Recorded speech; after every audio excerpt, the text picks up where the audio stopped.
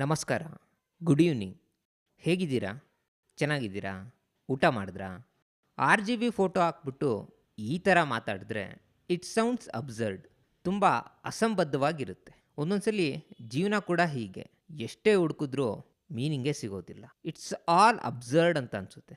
Life ಯಾಕೆ ಹೀಗೆ ಅಂತ ಯೋಚನೆ ಮಾಡ್ತಿರ್ಬೇಕಾದ್ರೆ ತಟ್ಟಂತ ಶಾಶಾಂಕ್ ರಿಡೆಂಪ್ಷನ್ ಸಿನಿಮಾಯಿಂದ ಈ ದೃಶ್ಯ ಕಣ್ಮುಂದೆ ಬಂತು. ಈ ಸಿನಿಮಾ ನೋಡಿರೋರು ಎಲ್ಲರಿಗೂ ಆ್ಯಂಡಿ ಪ್ರಿಸನ್ ಜೈಲಿಂದ ಎಸ್ಕೇಪ್ ಆಗೋದು ತುಂಬ ಥ್ರಿಲ್ಲಿಂಗ್ ಆಗಿ ಅನಿಸುತ್ತೆ.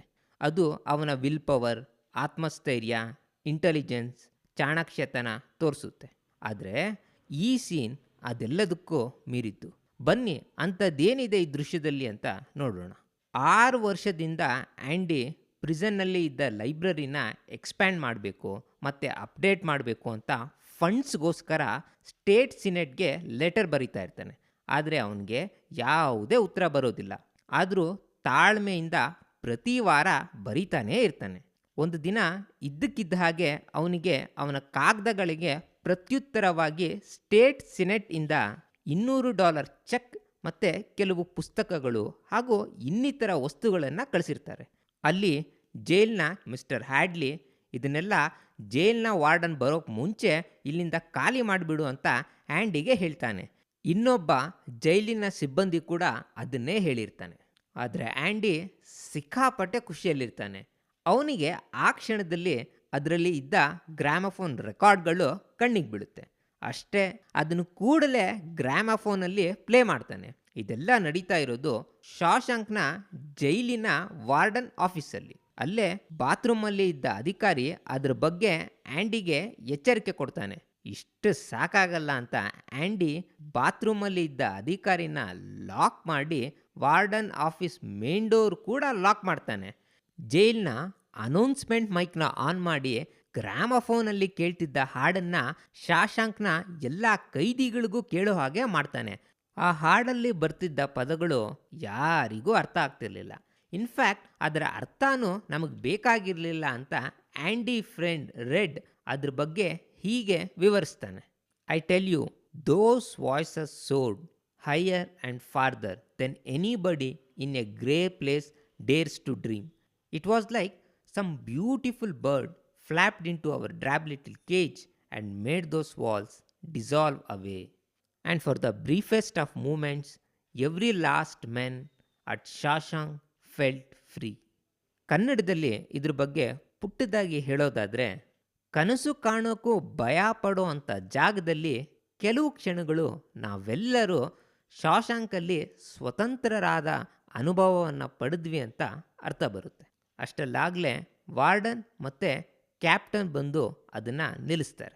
ಈ ಸಿನಿಮಾ ನೋಡಿರೋರಿಗೆ ಇದಾದಮೇಲೆ ಏನಾಗುತ್ತೆ ಅಂತ ಗೊತ್ತಿರುತ್ತೆ. ಇದಕ್ಕೆ ಅವನಿಗೆ ಸಿವಿಯರ್ ಆಗಿ ಪನಿಷ್ಮೆಂಟ್ ಸಿಕ್ಕಿರುತ್ತೆ.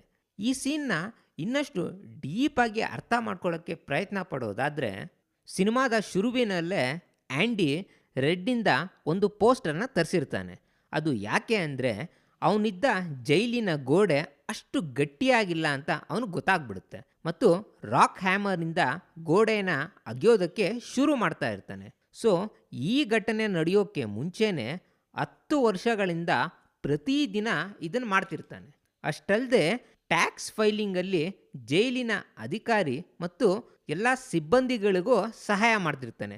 ಸೊ ಒಂದು ಕಡೆ ಅವನ ಎಸ್ಕೇಪ್ ಪ್ಲ್ಯಾನ್ ನಡೀತಾ ಇರುತ್ತೆ, ಇನ್ನೊಂದು ಕಡೆ ಅಲ್ಲಿನ ಅಧಿಕಾರಿಗಳ ವಿಶ್ವಾಸವನ್ನು ಕೂಡ ಸಂಪಾದಿಸಿರ್ತಾನೆ. ಒಂದೇ ಕ್ಷಣದಲ್ಲಿ ಇದೆಲ್ಲ ವ್ಯರ್ಥ ಆಗೋಗ್ತಿತ್ತು. ಇನ್ಫ್ಯಾಕ್ಟ್ ಜೈಲಿನ ಸಿಬ್ಬಂದಿಗಳ ಮುಖ್ಯಸ್ಥ ಹ್ಯಾಡ್ಲಿ, ಕ್ಯಾಪ್ಟನ್, ಇವನಿಗೆ ಕೋಪ ಬಂದರೆ ಸಾಯೋ ಹಾಗೆ ಕೈದಿಗಳಿಗೆ ಹೊಡಿತಾನೆ ಅಂತ ಎಲ್ರಿಗೂ ಗೊತ್ತು. ಇದನ್ನು ಸಿನಿಮಾದ ಶುರುವಿನಲ್ಲೂ ಸಹ ತೋರಿಸಿರ್ತಾರೆ.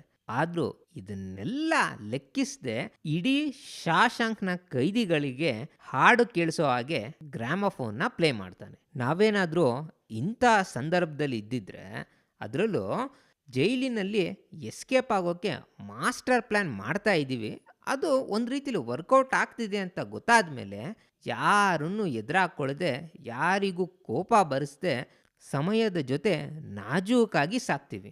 ಆದರೆ ಆ್ಯಂಡಿ ಆಗಲ್ಲ. ಈ ವಾಸ್ ಡಿಫ್ರೆಂಟ್. ಇನ್ಫ್ಯಾಕ್ಟ್ ಅವನು ಒಬ್ಬನೇ ಅದನ್ನು ಕೇಳಿದರೆ ಅದು ಅಷ್ಟೊಂದು ಸಮಸ್ಯೆ ಆಗ್ತಿರ್ಲಿಲ್ಲ. ಆದರೆ ಮೈಕ್ ಆನ್ ಮಾಡಿ ಇಡೀ ಶಾಶಾಂಕ್ನ ಕೈದಿಗಳನ್ನು ಸಂಗೀತದ ಅಲೆಗಳಲ್ಲಿ ಮುಳುಗಿಸ್ಬಿಡ್ತಾನೆ. ಈ ಹುಚ್ಚುತನಕ್ಕೆ ಏನು ಹೇಳೋಣ? ಅದರಲ್ಲೂ ವಾರ್ಡನ್ ನಿಲ್ಲಿಸು ಅಂತ ಫೈನಲ್ ವಾರ್ನಿಂಗ್ ಕೊಟ್ಟಾಗ ವಾಲ್ಯೂಮ್ನ ಇನ್ನೂ ಜಾಸ್ತಿ ಮಾಡ್ತಾನೆ. ಪೀಸ್ ಇನ್ ಕೇಆಸ್ ಅಂದರೆ ಇದೇನಾ? ಅಥವಾ ಒಂದು ಕ್ಷಣ ಸಂತೆಯಲ್ಲಿ ಚಿಂತೆ ಇಲ್ಲದಾಗೆ ನಿದ್ರೆ ಅಲ್ಲ ಧ್ಯಾನ ಮಾಡೋದು ಅಂದರೆ ಇದೇನಾ? I wish someone could play the gramophone like Andy did and turn on the mic so that the walls could dissolve and I, you, and every one of us could feel the freedom and hope. Nonsense talks.